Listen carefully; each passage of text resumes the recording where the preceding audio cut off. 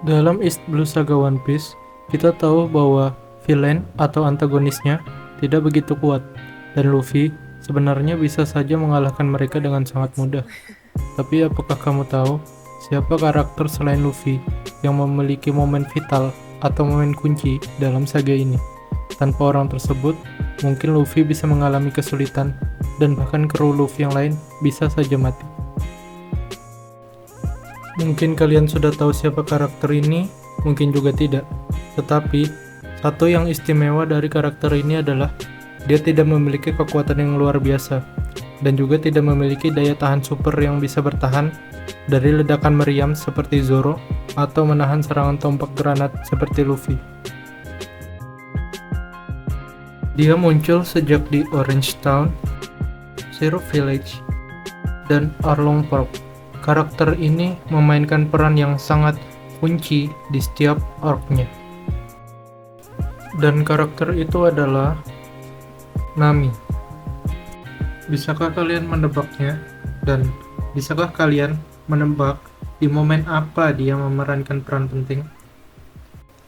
Kita bisa perhatikan, Oda dengan sengaja membuat Nami menjadi karakter yang unggul dalam segi perencanaan atau strategi di dalam pertarungan. Dia selalu dapat memperbaiki situasi yang sulit dengan cepat dan efektif, terutama untuk menutupi kekuatannya yang kurang. Dan khusus untuk bagian pertarungan yang memerlukan kekuatan fisik tersebut, diserahkan ke anggota topi jerami yang lainnya. Baiklah, tanpa basa-basi lagi, mari kita lihat momen-momen di mana Nami menjadi kunci di East Blue Saga. Pertama-tama, dimulai dari arc Orange Town. Ini adalah arc pertama di mana Nami diperkenalkan, dan kita melihatnya sebagai bagian dari kru Buggy, si antagonis dalam arc ini.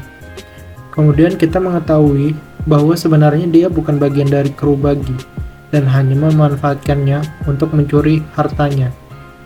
Nami kemudian bergabung dengan Luffy untuk mengalahkan Buggy. Buggy memiliki kekuatan buah iblis yang unik, yaitu bisa mengubah tubuhnya menjadi bagian-bagian kecil dan membuatnya sulit diserang.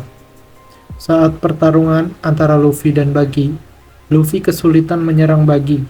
Namun, Nami datang dengan rencana cerdiknya dan mengambil semua bagian tubuh Buggy dan mengikatnya dengan tali, memungkinkan Luffy untuk mengalahkan Buggy dengan serangan terakhirnya.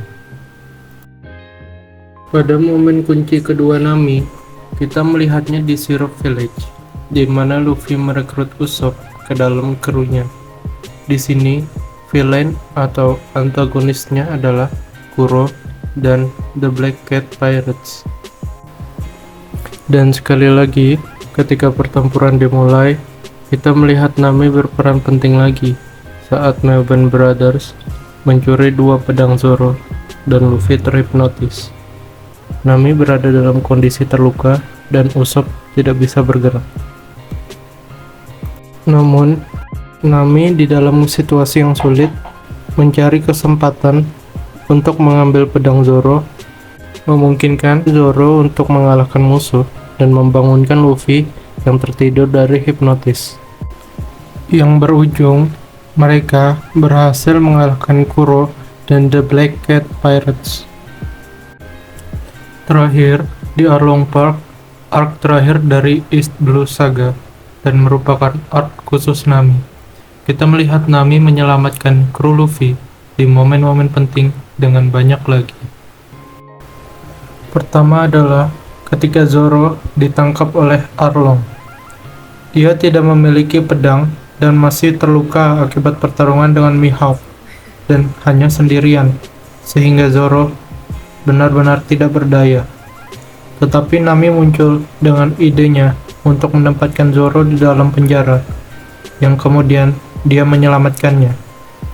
Tidak hanya itu, kemudian Usopp juga muncul, tetapi kali ini Arlong marah dan ingin melihat Usopp mati sekarang juga. Oleh karena itu, Nami dengan cepat berpikir untuk membunuh Usopp sendiri dengan menusuknya di perut, yang kemudian terbukti hanya menusuk tangan Nami saja. dan menyelamatkan Usopp pada akhirnya. Dan kita juga tahu pada akhirnya Luffy dan kru berhasil mengalahkan Arlong.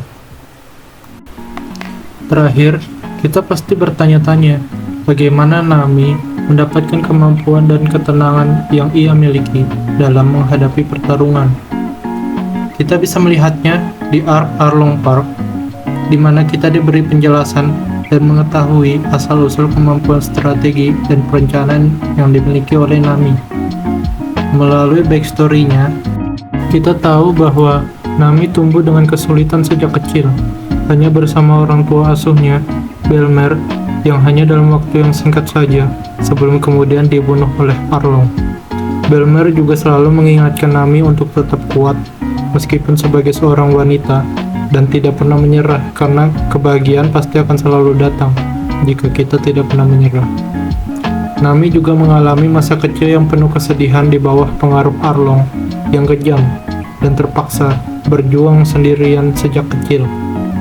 Oleh karena itu, tidak mengherankan jika Nami tumbuh menjadi seorang wanita yang sangat mampu.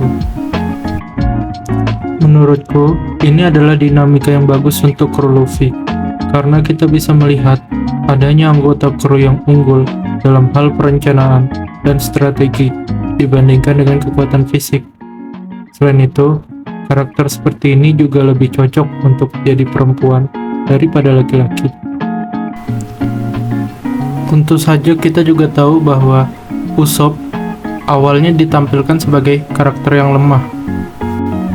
Namun, kemudian kita bisa melihat Oda menggambarkan bahwa Usopp memiliki serangan yang cukup baik dan mampu mengalahkan musuh yang kuat, seperti salah satu kru Arlong.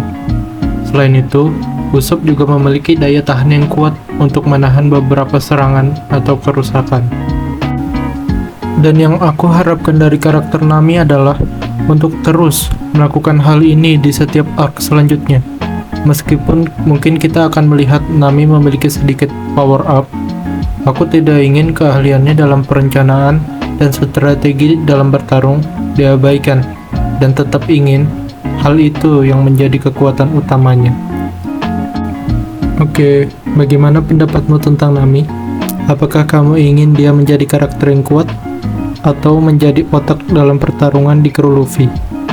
Silakan berikan komentarmu di bawah mengenai apa yang kamu pikirkan tentang kekuatan karakter Nami. Sampai jumpa di video berikutnya. Semoga sehat selalu.